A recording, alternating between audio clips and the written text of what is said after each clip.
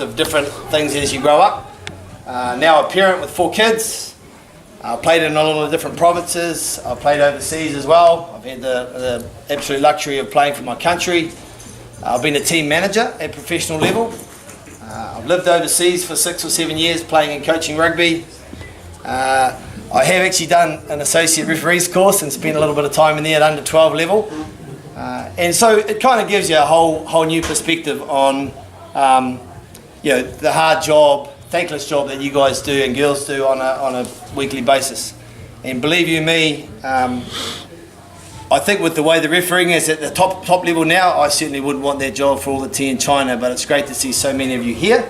And I'm sure there's some people in this room who have aspirations to get to that level, I'm sure.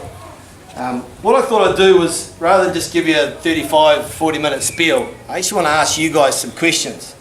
And we'll see if we can work our way through those questions, and obviously we'll bring in a bit of flavour as we go along. So I've got a whiteboard over here. Cody's given it to me, and I've now got my whiteboard marker aboard.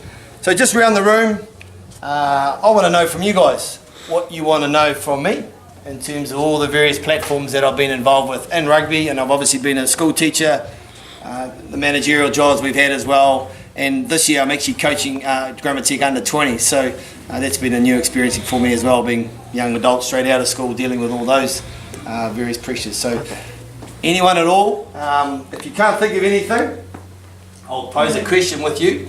What pisses you off most about coaches?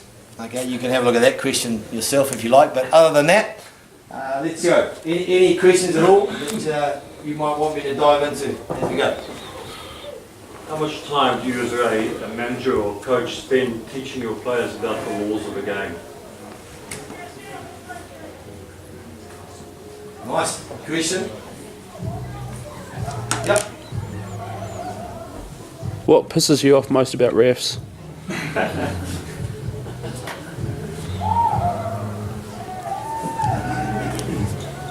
Yep. As a player coach, what do you tell your players before a game? About ref.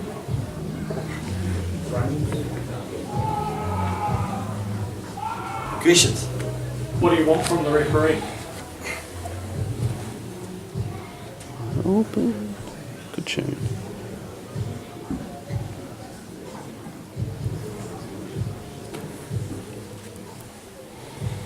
Anything else? Questions down the back? Yeah.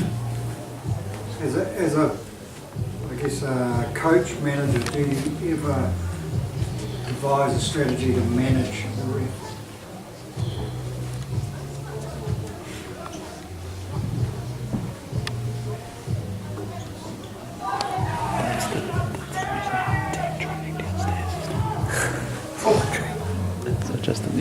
I actually prepared a few notes, so that's, some of those questions are pretty cool. I reckon of those that sit up there, probably one of the most pertinent would be, is this one here, what we want from our referees. And I sort of sat down this afternoon thinking from a player, manager, coach, people whose lives and livelihoods often are determined by success or failure. And you guys have a critical part to play in that, to be honest, because you are the conduit again as we play our game. So I actually wrote down a couple of things tonight. In terms of the positive from us, in terms of what we really want from referees, the first one I said is the communication piece. Clear, a lot of clarity, so that there's not a lot of grey. All right, so just the way that our referees communicate to our players and to our coaches, pre-game, post-game, and obviously with the players during the game, is one of the most important things. Sometimes less is best, but really clear, precise messages to our players is a lot easier for them to understand, and we also understand as well. Because if we see our players confused and getting more and more frustrated, and it's a two-way street obviously, then I would sit back going, the referee hasn't been overly clear about those decisions, refereeing that particular aspect of the game, whether it be the breakdown, the line out, set piece, whatever, all right? So communication to me is massive. And I think you'll find, for the most part, our referees are really good in that space, and they are open to assessment, if you like, from us, in terms of how well they've communicated through a game. And off the back of really good comms for me, the game normally flows a lot better too. They tend to go hand in hand with that stuff. So I say communication and flow. I use a term, you may or may not have heard it before, is sometimes you've got to let a game breathe. Because if we breathe, you know, things normally happen more successfully. If we don't breathe too well and we're always stopping, changing, we're tight, uptight, we're not, we are, whatever, players get a bit upset, coaches get a bit upset, referees I'm sure get a bit upset too. So sometimes we've got to just let the game breathe as we flow. Consistency, we must hear that all the time. It is bloody hard to consistently referee the breakdown these days because there's so many interpretations within interpretations from where we sit. As a player, I always were confused here. I remember Mark Thompson, you guys know Mark Thompson, I suppose, rest in peace. Turned up to Eden Park number 3 one day, hop out of my car, walk to the changing rooms underneath the old number 2 stand, and Tomo comes to me and goes, "Oh, fuck, not you again." And I sort of thought, "G'day Tomo, how you mate?" Grandma playing Ponsonby or something maybe that day. So about 4 weeks later, we played on number 3. And I saw Tomo turn up in the car park, so I beelined all the way for him and I went, "Oh, fuck, not you again." And he was one of the guys I thought, for me personally, was a great communicator. He took a bit of stick, but he was very clear, wasn't overly emotive, and just always helped us through, you know. So he'd take a bit of a backlash, he'd let it go for a while, let it breathe, and then he'd just step in and go, "Okay, mate, you know, I've heard you've been spraying at me for 4 or 5 minutes, but you know what you're doing wrong, don't you?" And I'll say something, and then if I don't answer correctly, he'll say, you did know in that area what you're doing wrong, don't you? You know, and I'd give him an answer, and then it would be clear. And he kind of set a bit of a precedent for the rest of the players that if you want to take on Mark Thompson verbally, you're not going to win. So you better just breathe and run with his decisions. So consistency, comms, flow, consistency. I use the word, and I've really noticed it this year, coaching 20s, is adjustment. Now adjustment can happen with your assessors post-game, but I think as referees, the challenge for me to you guys would be make some adjustments as you go. Because we all make mistakes. Coaches make mistakes, players make an abundance of mistakes, but referees do too. And it's not about tipping the scales to balance it up. It's just being self-aware enough in yourself that you've been struggling a little bit in that phase of the game. So what do you actually need yourself to kind of error correct or adjust the way you're policing that part of the game?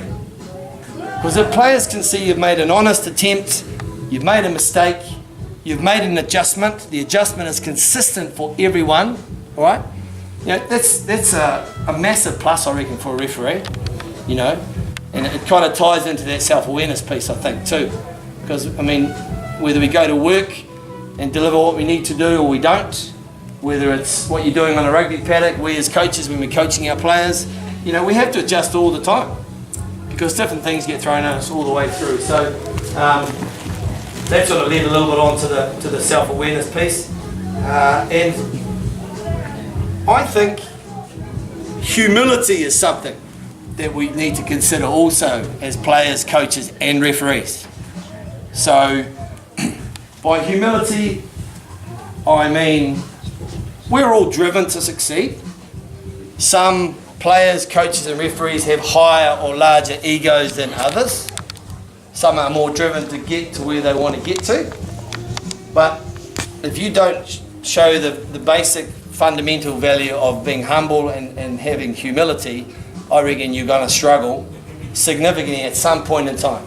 Because your ego, where you see yourself, or maybe you haven't quite got to where you want to get to, it gets in the way of what you're really here for, okay? And that is, again, to referee games consistently, effectively, with flow, let them breathe, communicate really strongly and effectively, and, you know, to be honest, if you kind of get all those things right, you're probably looking at utopia, you know?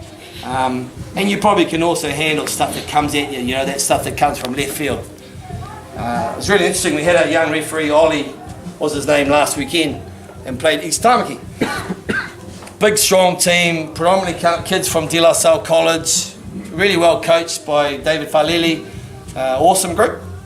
And they've had a few red cards and a few yellow cards this year. So we kind of expected that, you know, we're going to get some real physical stuff to the table this weekend.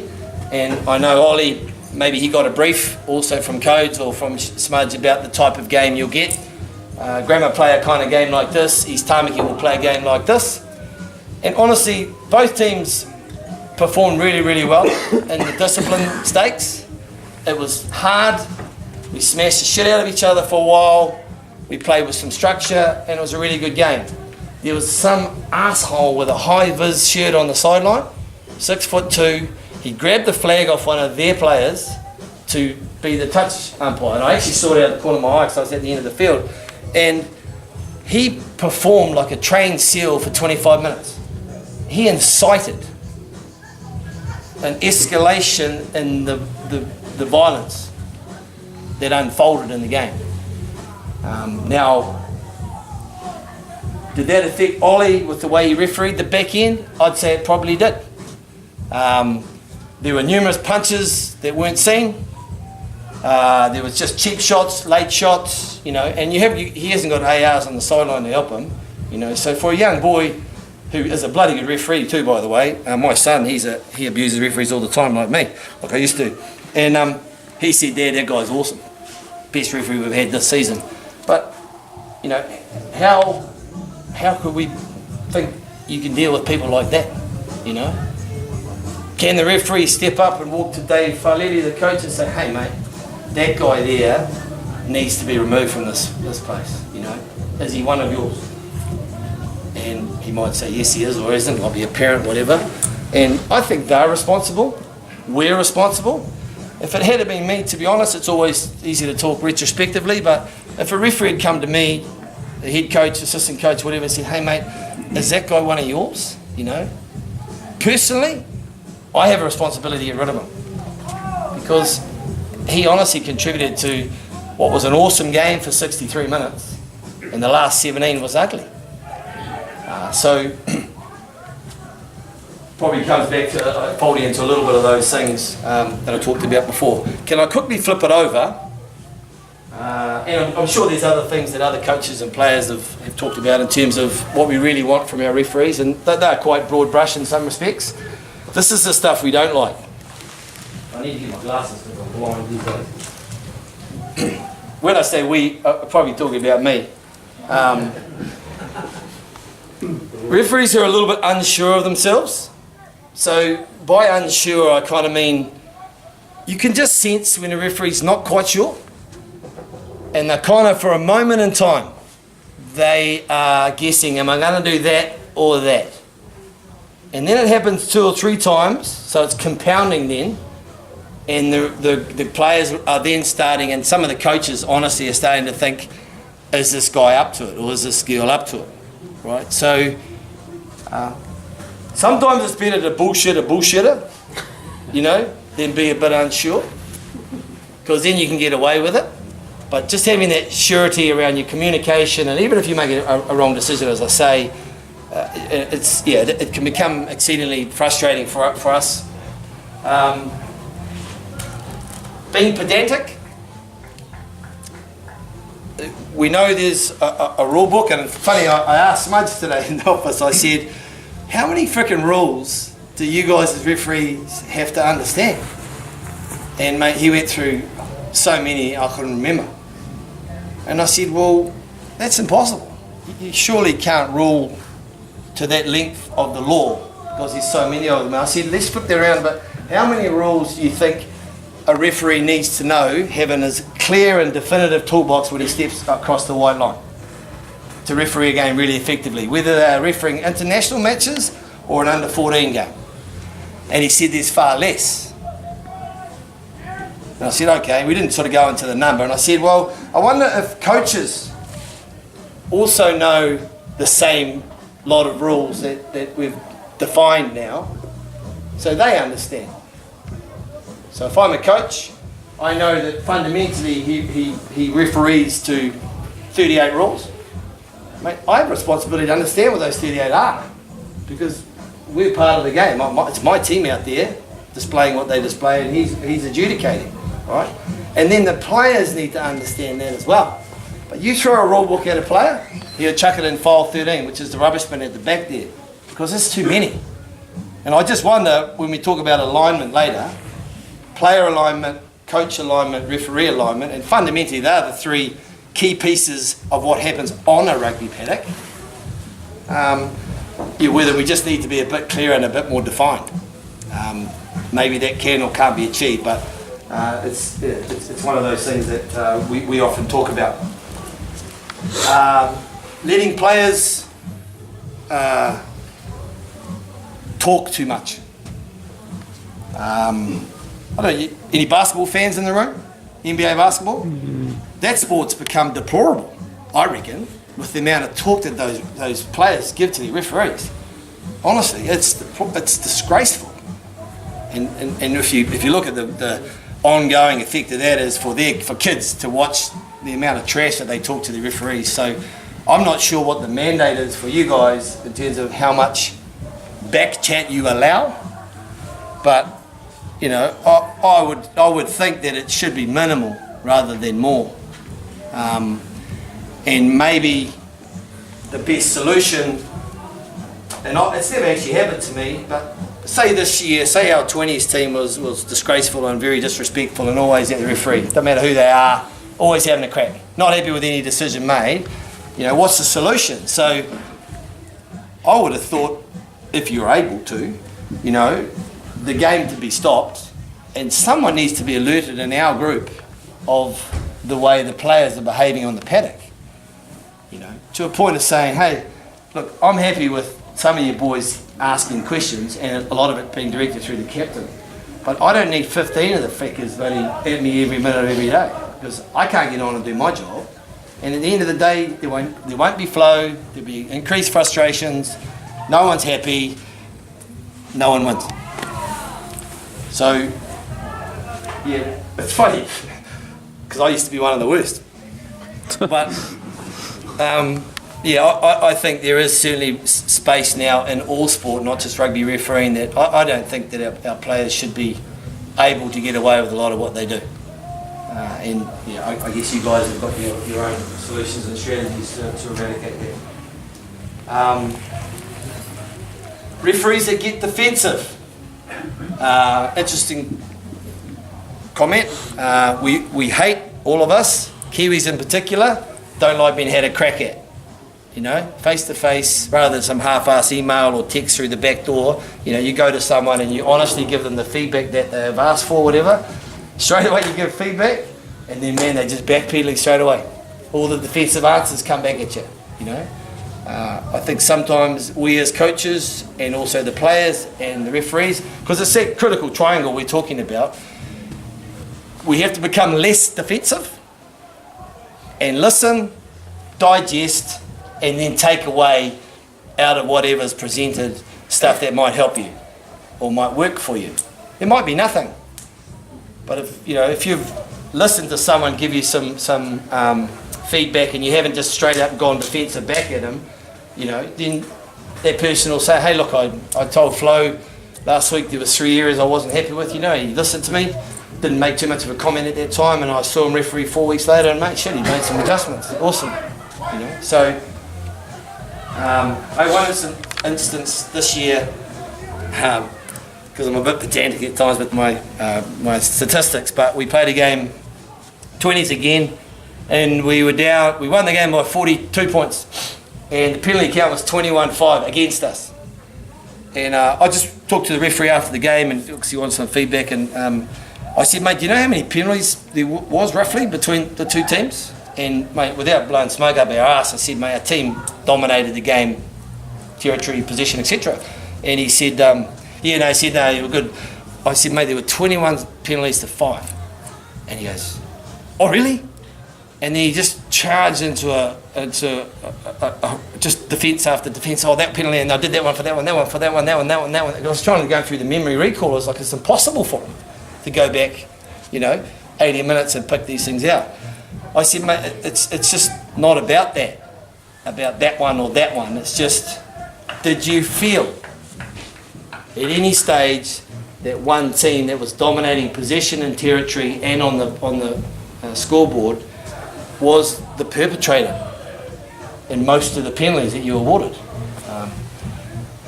And so he was very defensive, but then afterwards I think he had a chance just to digest that and just go, hey look, to be honest, it was really surprising. I did not realise that I'd given that many penalties, that, you know, the lopsided nature of that. So do you think he knew about advantage? Or did he just whistle everything he saw? Or? no, look, he was a good referee, and to be blunt with you, the referees we've had at under 20 level have been superb. Minimal issues, complaints, had a whole cross section of referees, and I think you'll find, I don't know how many guys have refereed the 20s grade, but I found it's a pretty fluid grade. You know, most teams play with structure. They play 1-3-3-1, 3-3-2, the pod systems. They like getting to the edges quickly. It's a wide game, bash and smash a bit, but get to edge, you know. So you need a referee that can really facilitate that. And you want to go back to Flo. I know Flo because he's old mate from Grammar, but he refereed our college rifles game, I think, in round 2.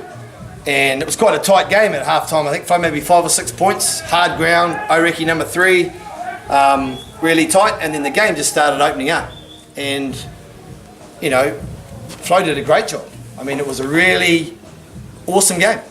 To watch, spectators had told us, God, that was an awesome game of footy. Young men attacking, you know, wasn't defensive minded, whatever, you know. So, and mate, I'm telling you, I'm not pissing in his pockets much, but he was a big plus for us that day to facilitate a game like that. So, in answering your question, Pricey, yeah, I mean, I think Advantage is refereed really well in Auckland City. When coaches are a bit referees are a bit emotive and have a really high ego and want to put their stamp on a game in the first 10 minutes, sometimes it's hard to flick out of that because they've gone whack with a big stick and gone, mate, I'm the frickin' boss. This is how the game's going to go. Don't back chat me, don't do this, don't do that. You're in there, but bang, then that will affect the flow of a game. But every bugger will know what he's got to do, you know, so it might be a bit more stop-start. So that was the last one I said to you. So just very quickly, the awesome stuff is around comms, being clear and concise, giving clarity to people, having flow, let a game breathe, be consistent. I know it's something that's always, it's all in your manuals, it's about trying to be as consistent. You know, you guys don't really. Maybe we need to go back and revisit how we explain the new rules to them. But I don't want to be doing that every month, you know. So what we did at the beginning of the year was send out the new laws to all the coaches and team managers, etc. And we covered off those at the panel meetings. But at a panel meeting, as you would know, for instance, if we had the under 20 panel meeting, half the teams weren't represented at that panel meeting. And I'd take it a step further. When you were playing for the All Blacks, how often did you sit down and have law exams? I think I had one, and I still knew everything.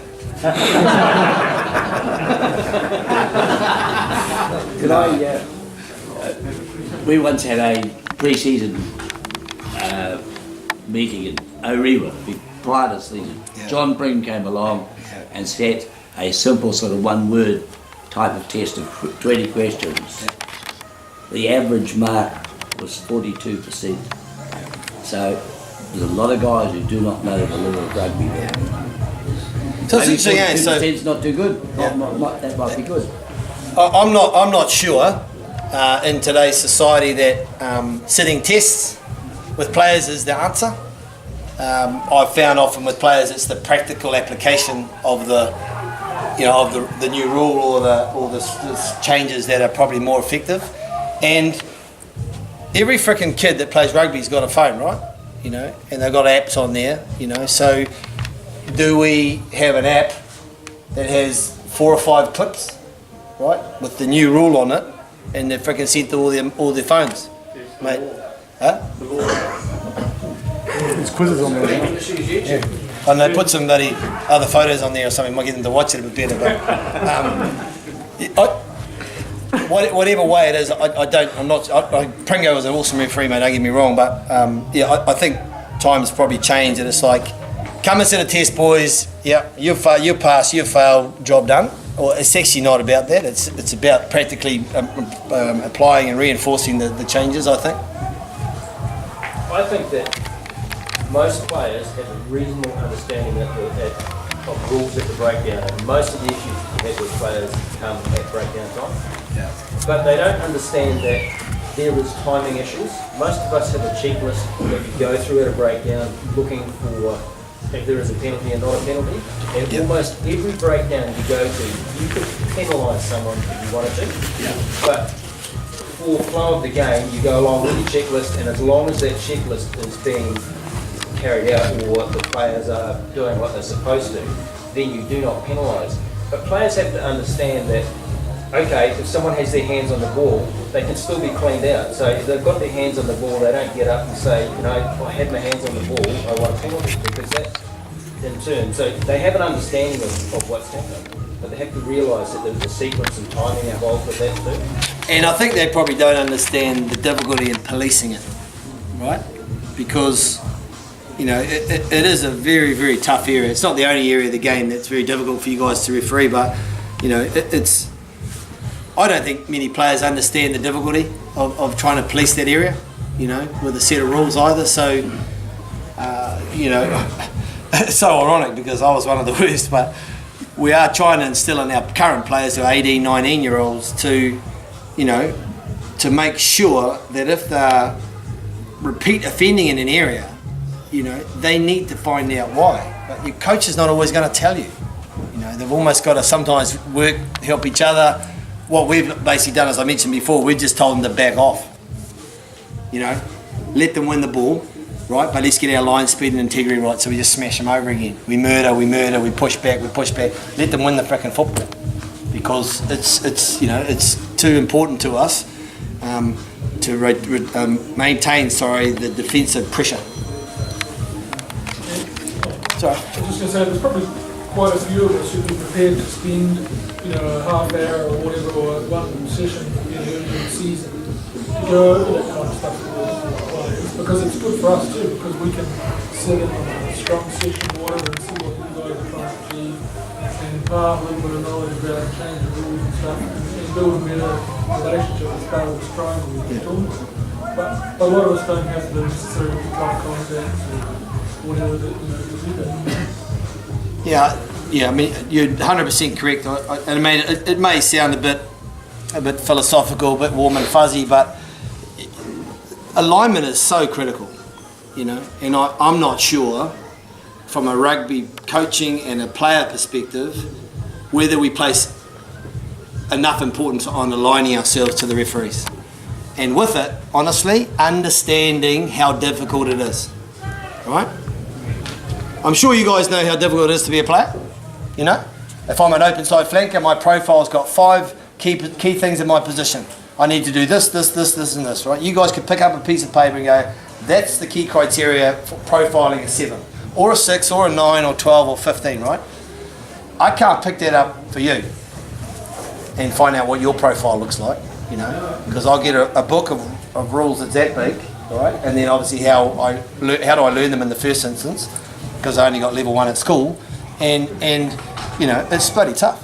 So I think players do need to understand, and coaches need to understand it's really difficult. And I can't sit there and go, well, it's your job, do it, get on with it. Well, I'm not sure that's the answer either, because that's not helping you, and all I'm doing is I'm just passing the buck back to you. So I'm saying it's your job, not mine. So I'm actually responsible for helping you do your job, I think. I think the hardest part of a referee's job is not to know the rules necessarily, it's to be in the right place to see what's in front of them, so he can apply the laws to it. Yeah, that's a good question. You talked about positioning on the rugby paddock. It's funny though, because in the times I've played and coached and watched rugby, if I've been critical of a referee, I've never said, he's never in the right place. it's funny, I've never seen that. But I'll see when he gets all this, all the penalties wrong and penalises me when it's not my fault. Let me just quickly hold on. Somebody just give me a call. So we talked a little about pre-game. We talked about issues with refs. So we've gone through the plus and minus there. Time spent on the rules. We don't spend enough. That'd be my answer on that one. This one's a really important one, I reckon. So for coaches to manage referees, I don't think it's about managing the referees. It's working with the referees. And as I said before, we would really love referees to have those mental checklists we talked about before, so that, when things are going and you're concentrating on the rules, make sure you're getting it right, you want the game to flow, do everything, but oh shit, I got that one wrong, right? And then a few minutes later I got another thing wrong. Well, being able to pick those up and reflect on those at half time when you've got 10 minutes to say, I need to be better in that space. That's the first thing. And then the second thing is, how are you going to be better in that space? So, self-awareness, you need to make some adjustments, and then how are you going to error correct? We coach our kids to correct themselves. So if I'm a halfback and I want our halfback's number one's job is to distribute, fast, clear distribution like Smithy does, he goes through 4 things. It's body position, it's angle, it's hands on ball, and it's transfer body weight extension. 4 things. And I drum that into our 9s. So if he passes the ball too high, on a weak shoulder, along the ground, I shouldn't need to say a word. He should be able to correct himself because he knows what he needs to do to readjust to get that back on track again. So I'm not sure if that fits the whole self-awareness, making those adjustments, Smudge, or not. Whether you guys talk about that at all? It does, but obviously different concepts. Yeah. And you have your assessors too, eh? How do you find, my last question before I finish, how do you react to your assessors? Coaches. We now have coaches. Sorry, coaches, sorry. I'm 52 years old, mate, so I'm an old school, so those clowns that are watching me, they're going to fail me or not. How do you respond to those guys? Because you get them regularly in a season. If I'm a referee, how many times would I have a coach? Everyone would expect to be seen 2 to 3 times a year. 3 times. What's the primary focus?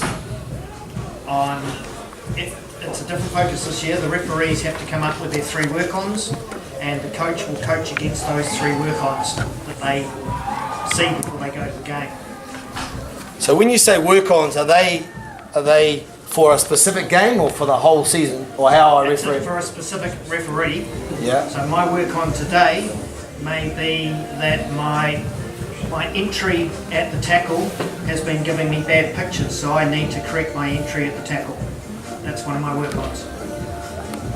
Yeah, I guess it's a great tool. Obviously, it'd be great to have coaches watching every game as well. But the in-between games without the coach is probably I reckon it's one of the biggest challenges for you guys. If there's one thing I've probably taken away from tonight in terms of challenges, it would be that piece to be hard on yourself and try and, rather than do everything reactively, try and be a bit more proactive, as you go. Because coaches and players, mate, see it and they respect it. Just like you would, if I'm a player and I've been pinged 5 times in the first half at breakdown, but someone tells me, or I've recalibrated myself at half time and I don't give any in the second half. That's a win-win for me and for you. One last question? Just a question about the game at the top level. Yep. Steve Hansen's expressed reservations about the TMO. He made suggestions that we get rid of them and go to a different system. How do you see the TMO as inhibiting spontaneous decisions by referees on the field? Yeah, it's a really interesting question, and it's going to be debated for the next 2 months, I reckon. It's not going to go away in 5 minutes. That's the first thing, I believe. Because my understanding is the TMO has technology to make sure the decisions are accurate. I'm not sure what that person's mandate is to when he gets involved and doesn't get involved. I guess there's been a spate of TMOs getting involved almost before they've kind of been asked to be involved. That's probably what's affecting Steve at the moment. That they by the system that's been established and by the technology that's provided, they're able to be more involved. And probably, yeah, I guess, do we want them to be? There's a lot that makes our games quite stop-start, and everything is now being refereed to the letter of the law, isn't it? Do you think? I mean, what was your guys' thoughts on the Israel Folau situation? Hands up if you think he shouldn't have got a yellow card on the weekend. A yellow card. Shouldn't have got a yellow card. Should have stayed on the paddock, just a penalty. So you got about half a dozen, eh? Why? Oh, he's competing for the ball. Yeah. That's what I thought. There was no intent, he wasn't looking at the player, he was looking at the ball. Did he get his hand on him and pull him down at the end? But I'm also referencing the fact that they talked about that when they disallowed the red card for the French guy. They said exactly the same thing. There was no intent. So if you apply the same thing there to Israel Folau, then you wouldn't give a yellow card. So that, going back to your point about the TMO, that's where it's become very complicated because the referee is relying on the TMOs to watch all the footage and make the decision. They basically made the decision, right? I think the TMOs made the decision in all three examples, not the referee. And he saw what he saw, but he only gets a snapshot to have a look at it. So a little bit of reluctance by referees as well to make a spontaneous decision because they say, well, you hear them on the microphone, well, this is what I saw, but was there anything else, you know? Yeah. And yeah, so what Steve is sort of advocating, I think, is almost like the cricket system, isn't it? You've only got one or two cracks at but hold on a minute. There might be one time in there, you know, where something seriously's gone wrong, okay, and he's running out of challenges and someone's missed it for whatever. So, mate, it's a no-win situation, I reckon. But maybe from a TMO perspective, yeah, just have to look at how that is most effectively managed, you know. But as technology gets better, they'll probably become more involved. That would be my gut feeling. The problem we've got, especially this level, is something like that happens on the field and you don't deal with it appropriately in the eyes of teams that think they're a judge. It's always a winner and loser, eh? Then it just escalates, they get in and they're going to get revenge because you haven't dealt with that situation, and that's had some kind of that our citizens are trying to get under control. And it's, you're going to come off better dealing with that situation than not dealing with it at this level a lot of the time. But you know, in summing this the question up, it's really, you know, it's a no-win situation. I reckon you just got to guess. You guys have got integrity. You do your homework. You referee the best you can, and mate, sometimes you're going to make mistakes, and so's the TMO potentially. So it's just the nature of the beast, I think. To be fair, it's a frustrating one, I know, for a lot. But, hey, thanks to you guys. You do an awesome job. Really appreciate being able to come along and have free with bias. I know that. You don't have any preconceived ideas about a game. I know that. Self-awareness piece, a bit of humility, and also just being able to make that adjustment. We often talk to our players, and this will come back to one of those other awesome questions you raised here. So if a guy is a perpetrator always getting off his feet at rugby time, might be the old school 7 versus the new style 7, right? And we're trying to teach him to get to do things correctly. But if he doesn't have a high level of self-awareness on the rugby paddock, it's really hard to shift that kid. The only way you're going to do it is to grab a video and sit him down and go, mate, I've told you 8 times now, have a look through this, you know, this is what you do on the game, and it really affects us because that's the continuity piece. We want to go from that phase to another phase, we want to get to the edge, and you keep giving away penalties in that space, right? Because of this. Right, your body position's poor, you lose your balance, your elbows are on the ground, you push the envelope far too much, you know. Do you see it yourself? Do you get it? And self-awareness for players is tough, and for coaches, and obviously for referees. Question quickly back to you, and just hand up to answer. If you're having a poor game, I'm sure you've all had some average sort of first 20 minutes of a game. What do you do? Because we're not allowed to talk to referees at half time. Correct me if I'm wrong, Smudge? There's no mandate, but we prefer not to be spoken to at half time. It's sort of our own time. But most referees will talk to someone who's been constructive at half time. So if that doesn't exist, how do you guys, what do you do? Any thoughts? So I've got some old experienced referees in the room here, some younger ones. We talk to the captain. At half time? Coach would probably talk to him. Yeah. What sort of question would you ask them? Well, I don't know why he wants to talk to you. The captain approaches the referee and says, you know, the seven's not binding. Yeah, sorry, I'll restate my question. So it's not that. It's if you yourself as a referee, like you're having a bad day at work, eh? What do you do? Generally what I used to do, if there was somebody on the sideline that I knew and whose opinion I could trust, so long as they weren't involved with either side, I would talk to them. Failing that, I would not have anybody talk to me at all in that half-time place. Then I would spend that time just talking to myself, trying to get my head together, trying to work out why are these guys going off their feet, why are they doing this, why are they doing that, and trying to get clearer pictures in my mind. And then hopefully, start at the second 40, new game. Awesome. So you're really talking about a little mental checklist, eh? Very much so. Of your own, yeah? Very much so. Do we all do that, boys? Girls? Yeah? Because I reckon that's a really awesome tool. It's a self-awareness tool too, because you've got to be self-aware that you have. Just add to that, I would say too, your best feedback from the sideline, strange as it may seem, is it's either your wife or your partner.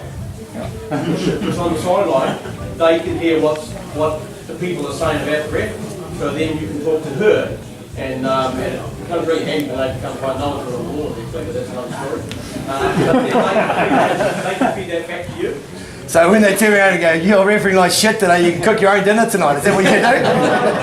It's everywhere. Before, and the coach would say something, and the law, he's obviously got the law wrong, and then my wife would say, well, no, that's not the law. And then he sort of thinks, oh, alright, I'll shut up. Push me at home. You told me there's a few characters in him, man. I knew that, eh? No, but in all seriousness now, I reckon it's a really effective tool because you guys know the rules inside out. It's a freaking hard job, you know, with so many nuances that happen in a game. Stuff you can plan for, you can't plan for, the controllables, the non-controllables. But if you have your own mind check, you know, it might be three things, you know. These are the three key things I've really tried to, me personally, put into this game, apart from everything else I've got to do and responsible for, and just you check yourself against it. I'll give you a good example with our team, 20s team this year. We wanted to push some more ownership into these young men that are out of school. So at half time, we have 5 players who are responsible for certain aspects of our team. One is front row, one is line out, one is back defence, right? One is tempo and flow, and the other one is phase defence, right? So been selected, kind of come through a leadership off-site stuff we did pre-season, and I'm coaching with Bruce Birtwistle, and I said to him, mate, oh shit, that's a big ask for some of these young men to come, you know, there. And it's funny, the first game I walked on, I had a whole friggin', I was frustrated as little shit, we weren't winning by much. I'd written down about 3 pages. So I walk out to the middle, in the circle, we're assessing our first half performances, and we also talk about discipline too. But these 5 men, honestly, they gave all the answers. And I actually, Bruce laughed at me because I grabbed my notebook, I closed it, and I put it back in my pocket. I didn't say anything. So they understood what their role was, and their responsibility for themselves to play well in their position, but also what they're contributing to the team in terms of awareness of how we performed in 40 minutes. And we've just kept, every week we've just kept doing that. And yeah, it's been really effective. You know, they've got their own little tool. They're quite proud of what they've contributed to our group in terms of the responsibility, and it's certainly helped us as a team, and the coaches are becoming more redundant. And I think you've heard that term of, you know, those referees that you kind of can't see or kind of become redundant in the game are the very best, because the game, it's about the game, it's not about anything else. So yeah, just something maybe to take away, ladies and gents, but yeah, take pride in your performances, which I'm sure you do. You have a rule book to follow, but yeah, just have those little checks, because as I said to you before, one of the things that players and coaches really, really love is those referees that have made an adjustment, you know, and not from abuse, from the sideline, or abuse from the player, or abuse from someone else, but they've actually done it themselves, you know, and that's adds to their self-awareness piece. Does that answer that question about what we want from reps? Pretty long-winded one, but we'll just take it right here. Let's just jump to this. So pre-game info. With our players, we focus during the week, Tuesday, Thursday, and on Saturdays, about how we play the game. And it's mainly set piece, counter-attack, deep defence, and obviously with our structure and stuff. So 4 key things we work our way through the week. Do we talk about legalities much during the week? Not really, to be honest, and probably not enough. And it's probably, in terms of informing players around the laws of the game and how we're playing the game in that space, we probably need to spend a little bit more time, and often analysis is the best way to do that. But you know, we only get these kids for 90 minutes on a Tuesday, 90 minutes on a Thursday. It's quite hard to put in an analysis session to show that stuff. And then it's always very reactive. So we got pinged off the park last week, so other than the referee being an absolute clown, it was all his fault, we need to fix that up, right? So, you know, we will look at that and what sort of penalties, and if there's any consistencies. Is it around set piece? We're dropping the scrum. Is it our binding? Are we shifting, doing things illegally in there, technically? Is it line out? You know, we're getting our timing wrong. You know, most of the penalties are normally around the breakdown. So we do tell our boys to operate through captain as much as possible. We tell them, yes, you'll get frustrated today at times, but so do we. So you have to try and channel that frustration through one of your leaders, because it doesn't do us any good, you know. So trying to instill some sort of values around discipline and being respectful of what you guys do on the rugby paddock. So the question is a really good one. I don't think we do enough, to be blunt, and we could certainly do more. And here's a question.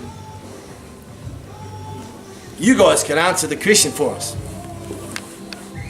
You know, what do you think we should tell our players before a game? Any thoughts? I think that it's important that all communication comes from the captain and only the captain. As a referee, I'm happy to engage with the captain at the appropriate time in the breakdown.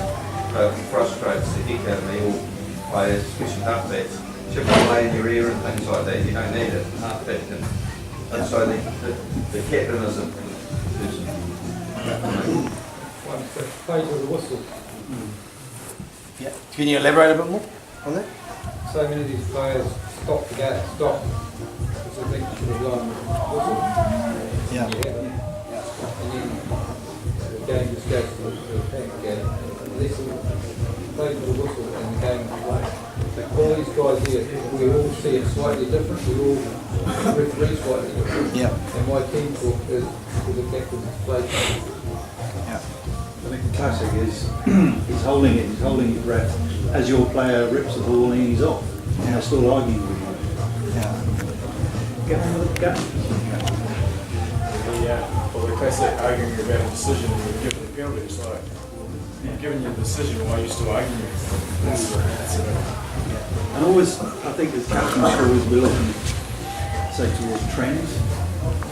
If if the referee's missing trends, not he missed the high tackle, he missed that, it's gone, you know, move on. A number of captains, but he had his hands on the ball. Is there any, is it worthwhile though that, you know, we know Flo, as you mentioned, to come through the captain, it should be very clear, and I suppose early in the game to instill that process is something that I guess you could be more vigilant about. But like you say, that's just natural, eh? It just happens because I'm on the ball and I know I'm legal, and you haven't done anything about it, so it's your fault. Is there an opportunity to pull both captains together and say, boys, you know, for the last 15 minutes, I spoke to you about coming through you. For the last 15 minutes, all I've dealt with is complaints from your players around this decision, that decision, you haven't called it early enough. You know, can you go back please and tell them? Because mate, I'm wearing bloody thin with this, and I could end up having to ping people, and you're going to lose some flow out of your game. Do you do that? Yeah, on occasion. Yeah. And you know, if I guess you have to have a consequence that sits behind an action, because if that happens, I think that's very fair from a referee, because you can't. I don't believe it's fair for you to listen to 20 players out of 30 chipping away at you all day long. You know, throwing the parents on the sideline and then everyone else. You know, I think it actually affects the way you referee, and it has to. You can't block that stuff out. Yeah, I think one of the biggest things is that if you get the captains together and you say, right, I'm sick of these players yakking at me, I just want to hear through you, and you make the threat of, you know, if it carries on, I'm going to be pinging players, then you have to do that. You must then, the next time somebody goes blah, blah, blah, blah, bang. Yeah, that's the consequence, per se. You just got to do it straight away, you stamp it, and if you do that, in my experience, that's it. Everybody else goes, all right, he's not fucking around. He will actually take us, so everybody shut up. That's it. So it goes back. It's a good point. It goes back to the consistency thing, though. If these referees here allow 20 players to chip at them all day, you know, and not really policing stuff through captain, and then this group's here but different, and this one's different again, and I get this referee this week, this one next week, and that one next week. Again, it's the whole consistency question again. Mate, I might as well just give it that one. Oh, what's going to happen this week? Oh, who knows? You know? When you're appointing a captain, what do you look for in a captain? For me, it's a doer, first and foremost for me. Person that does shit. Doesn't hide, not scared to hit the dark spaces. He's a worker, first and foremost, you know? Like an old rural farmer, he just works. No matter what time of the day it is, how freaking cold it is, he just works. Yeah. And the other thing is, he's a captain that understands his people. I reckon, understands the people who he's got. So he knows he's got some rock stars over here. He knows some guys that are slightly inadequate over here, and he's got another group that are over here. And I understand all that, but I'm a doer. I'll lead. I don't take shortcuts. Right. I'll show you how it's done if I have to, but I've got to also realise that you're all a bit different, and how can I bring you together, right? And discipline, and respect, and honesty, three quick ones that spring to mind, I believe are critical. If I've got one of my players over here, and he's a superstar in an academy program, and he is a shit on the rugby paddock, and I'm his captain, I'll sort that out. Sorry, I should sort that out. And if I can't, then the coach must become involved, and we need to find out some solution around how we can not silence this kid, because you want him to be confident and cocky and have that extroverted way about him, because that's why he's so good. But you've also got to realise that he's punishing us on the rugby paddock, and collectively we're losing. So, good communicator, hard worker, great listener, and understands his people. Probably the things I'd say straight away. Just coming from both playing and the perspective of a referee now, I think it's really important that a player has a basic understanding of, particularly breakdown, on what a referee is looking for, because it can actually be preventative in preventing a penalty. So, for instance, I can't speak for absolutely everyone, but one of the number one priorities is the tackler getting out of the way. Now, in reality, the tackler quite often can't get out of the way because they're stuck. player's stuck in there, and then your teammate comes along and tries to jackal the ball, and they gain an advantage to get the ball because that person is stuck, really the referee's like, well, now I have to deal with the fact that you haven't rolled away. And so what I often try to tell people is you need to be smart about when you want to have a crack at the ball. Because then the person gets frustrated that, oh, well, I had hands on, why are you not rewarding me? But we circle back to the idea that the ball hasn't been, priority number one on my list hasn't been achieved. So I think if players knew that, they'd be smarter about when they had to go with the ball. So it goes back to my point probably is coaches, players and referees really do need to understand more definitively breakdown, right? Not that much, I don't reckon. I don't think you need to. I think it's this much, right? And when you step into a rugby game, you know that 75%, I believe, 75% of the breakdown is controllable, right? To allow the game to flow. There's probably 20%, 25% that's not controllable, right? And the players will understand that. So someone gets back, trying to get away but can't, and they'll be going, well, red penalty, roll away, fucking penalty. You have to say, hey, I can control most of those aspects. That's an uncontrollable situation. Happens for you or them, I'll referee it the same. So they understand, well, they will then understand how hard it is for you sometimes to make that split decision. Could he have got away, couldn't he, We played Ponsonby 6 weeks ago and we were getting hammered at half time at breakdown. And we got the guys in, we talked about our defence, and one of the players mentioned before, he said, coach, he said, we've got to give a yard and we've got to chop and get out. That's all he said. Wait, shit, that's outstanding. Just give them a yard, right? Concede a yard, right? So we don't get pinged for being offside. And now what we're going to do is the first guy's going to chop and get out. So we've only got one guy on the ground, right? Right? And 14 on our feet. They've probably got 2 in the ruck and 13 on their feet. Now, as a rugby coach, you want more guys on their feet than off. So we scored 32 points in the second half and gave up 3 penalties to 7, I think. So it was a nice adjustment, At the beginning of the season when the tackle was law changed, particularly the offside, so last season you could jump up, you could pull them off and jump up and go back to the game. Yeah. We spent some time at the beginning of the season going through that ourselves. You did that with the team. So if there's a law change, can you go through with what the change is? No, sorry. We haven't this year. I can't speak on behalf of all the coaches around Auckland City, but and I'll put our hands up, and it's something I've certainly learned this year.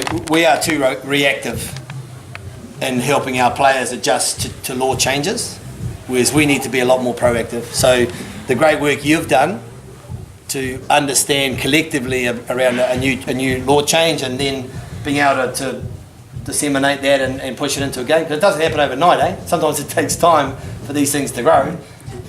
Players should also be doing similar things, and maybe it's something we need to challenge our coaches through Richie Harris, who's our coach coordinator, to say, there have been 3 new rules introduced in the last month. Have you gone through this stuff? Well, first and foremost, do you understand them as a coach? And then secondly, have you been able to, disseminate? Because Surely for us, right, they're going to be front of mind. Yeah. Particularly for me, who's a younger, who's coaching. Very young, mate. You're young for a 30-year-old. Priority for me this weekend, going, what are they at the beginning of the season? What are the 3 or 4 new things? But I'm conscious of those, right? Yeah. So it might be something that the players are conscious of too. Do you find in general, guys, that players, it's a generalisation, but for the most part, don't really understand the critical rules of the game? Would you say that? Let's say from leave the youngsters. Let's say from under 15 high school level through to the top. 80% of them do. Yep. 20% of them do. Yeah. And is that 20% in a similar area of the game? And I've been told that's generous, but I reckon 80%, because 80% of it goes to the field, right? So a lot of the guys and girls who are playing have a good feel for the game, but they might not understand the specific rules. So if I had a group of coaches in this room tomorrow and I said, I had to chat to the refs last night, and in terms of, we're still generalising here, the rules as they currently are today, they've got a concern that probably 30% of our players, so 30 in every 100, don't really understand the rules of the game. you can almost turn that back and go, hey, you might agree or disagree with that, but that's the general feel of the people who are highly responsible to make your game happen. Maybe there's something to consider there. Go back and have a little look, a cross-check, you know, the old stock take, whatever you like to call it, and just maybe just check some of those areas, because we're probably lazy in that regard. We're so focused on, you know, certain aspects of getting a team together and the challenges we face now in society to have a team together playing well every week. It's probably become quite a low priority. But the irony is it's a massive priority, because you can lose games by not getting that right, you know, and it's not the referee's fault. And I think it's really important when there's a law change, like this year. Yeah, this year especially. On Saturday I had Kelston under 15As, and the team wanted to understand how I was going to interpret the breakdown. Yeah. So they wanted to understand, because they said, I've been pinged this way this week, and you know, the guys aren't understanding. I think it could have been, it'd be really useful if it's addressed at the beginning of the season. So here's the thing, and again, I'll go back to you, Smuds, because you're the boss man. You know, in your meetings on a Monday night, every fortnight, whatever, if there's a general consensus that there are some issues in the game that are still not being addressed by players, is that conveyed back to you and then disseminated back to say, hey, referees, mate, they're doing a great job, you know, it's a thankless task, all volunteers, rah, but, you know, there are some areas of the game that we still haven't got right. I mean, yeah, I'll probably pick that email up, and to be honest, I'd go, yep, we've been getting hammered in that area for the last few weeks, and we're trying to make some changes there.